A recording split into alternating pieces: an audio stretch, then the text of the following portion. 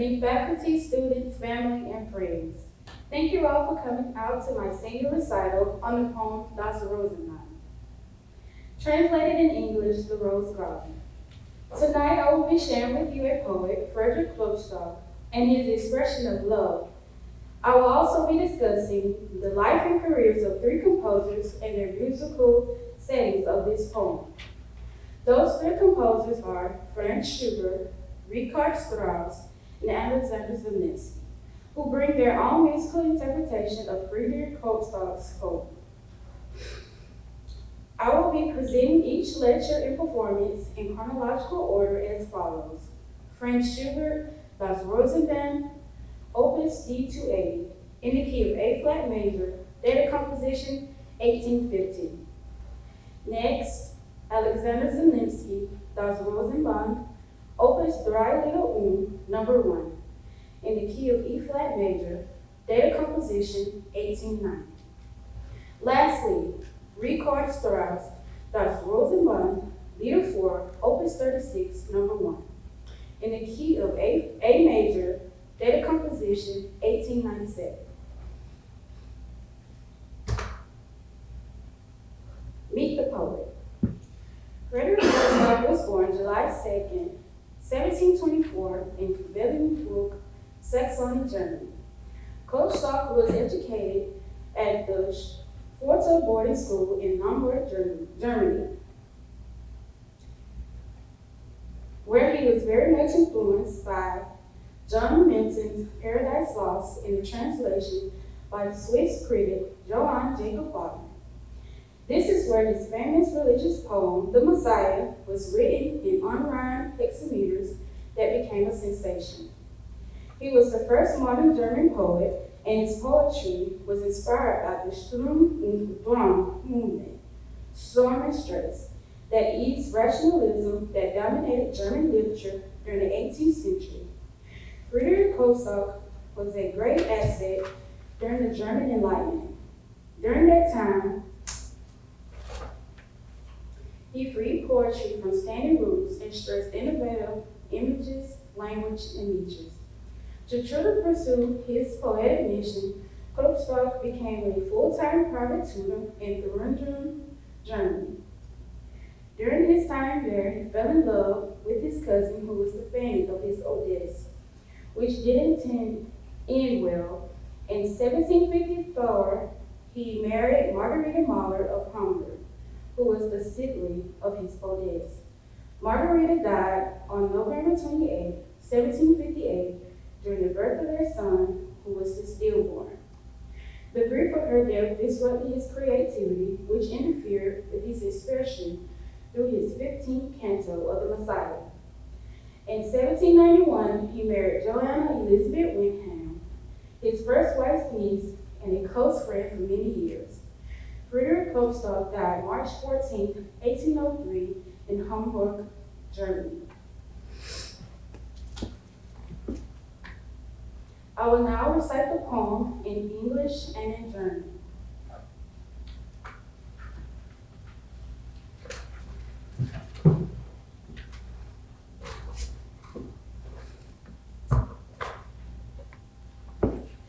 Im Frühlingsschatten fand ich sie, da wand ich sie mit Rosenbändern. Sie fühlt es nicht und schlummerte. Ich sah sie an, mein Leben hin, mit diesem Blick an ihrem Leben. Ich fühlte wohl und wusste es nicht. Doch legte ich ihr sprachlos zu und rauschte mit den Rosenbändern. Da wachte sie vom Schlummer ab. Sie sah mich an, ihr Leben hin, mit diesem Blick an meinem Leben. Und uns war's Illusion. I found her in the spring shade and bound her fast with a rose garland. Obliviously, she slumbered on. I gazed on her with that gaze, my life became entwined with hers. This I sensed, yet did not know. I murmured wordlessly to her and rustled the garden of roses. Then she woke from her slumber. She gazed on me. With that gaze, her life became entwined with mine, and paradise bloomed about us.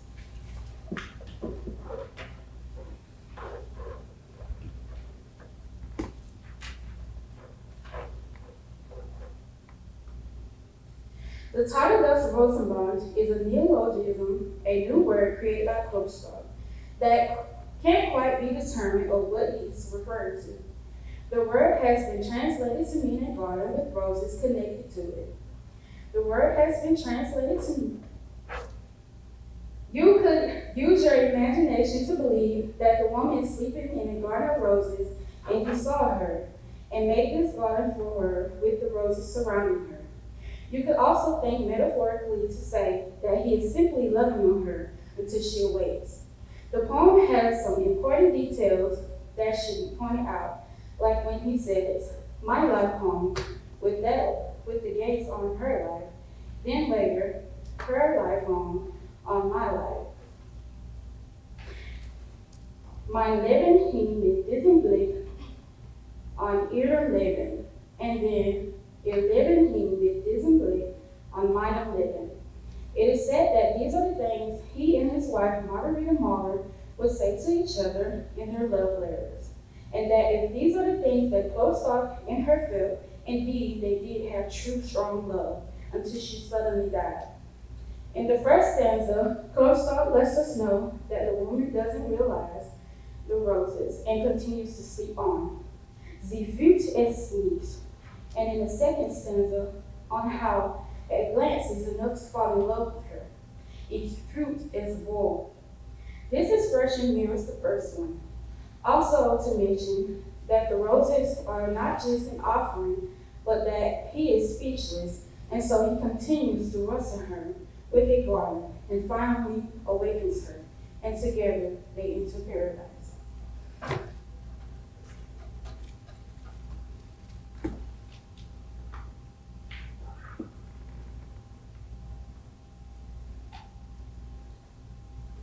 Frank Schubert was born January 31st, 1797 in Himmelbrunn, Austria. Schubert was raised in a musical family that taught him string quartet playing. He received all of his musical education from his father, Franz Theodor Schubert, and brother Ines.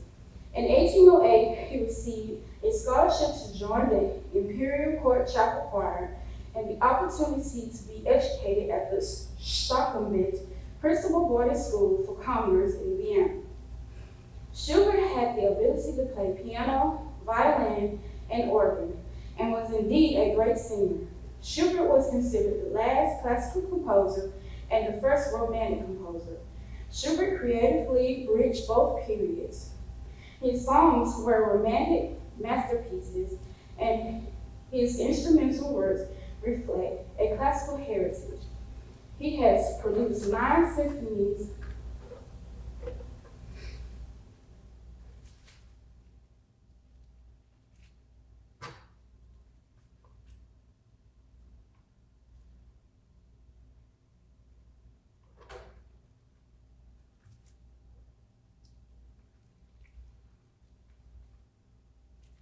Das Rosenband on Frank Schubert.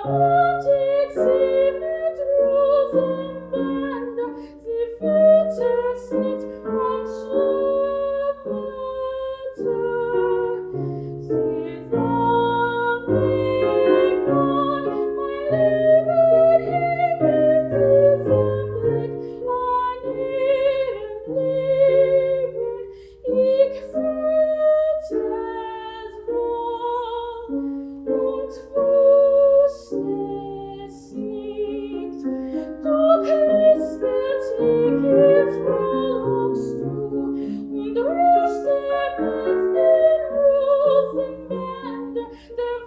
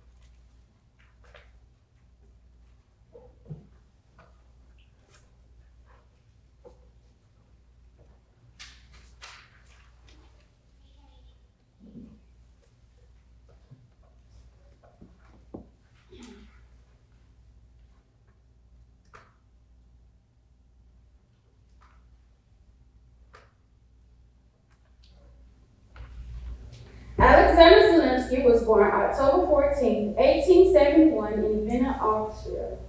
He was named one of the most powerful musical voices of his time. Zaminski played the piano and organ. He attended the Vienna Conservatory where he studied piano and composition under great leaders. Zaminski's music composition was known for bridging the gap between the late Romanticism and 20th century modernist styles. With great influence from Brahms and Wagner that led him to develop the shift of tonal centers, the technique of variation, and word painting through the style of Viennese expression.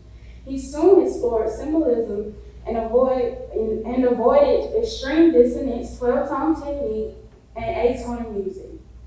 Alexander Zaminski's setting of Das Rosenband is the least notable setting. Zaminski wrote this setting that was a part of his song cycle, Drei Lieder published in 1890. Even though it's the least known, he attracted my attention by its melody. It gives the expression of fond love with a triumphant ending that says, yes, love has won, and paradise is where we'll be forever.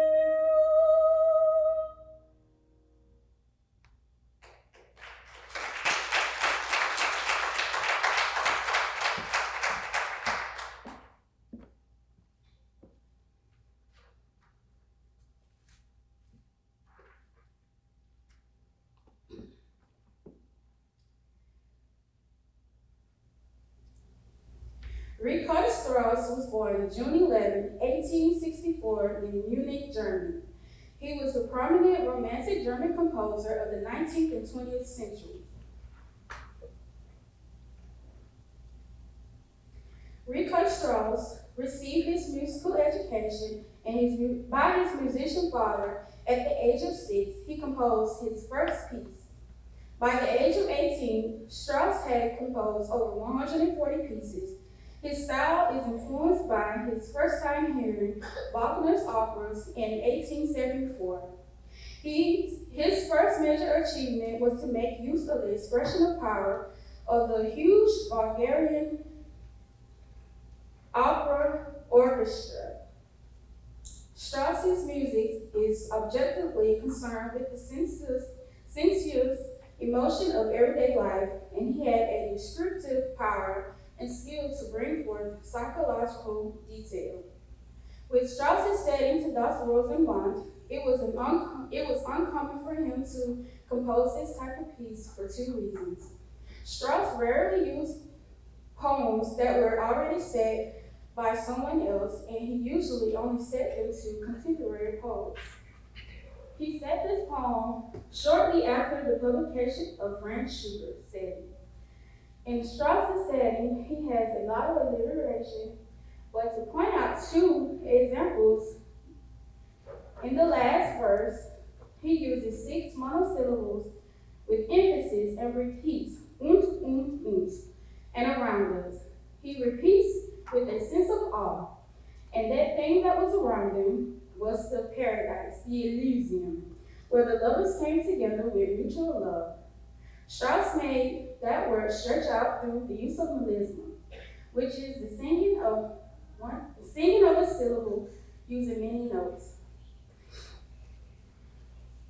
Before I perform the last piece, I would like to take this time to thank all of my teachers for the things they instilled in me. You all have been very encouraging when I doubted myself and pushed me to go far beyond my learning of music. I would also like to thank my peers in this program for being such great people to be around with many gifts and support. Lastly, I thank my family and friends for always being there in my corner, pushing me to stay focused and be the best version of myself.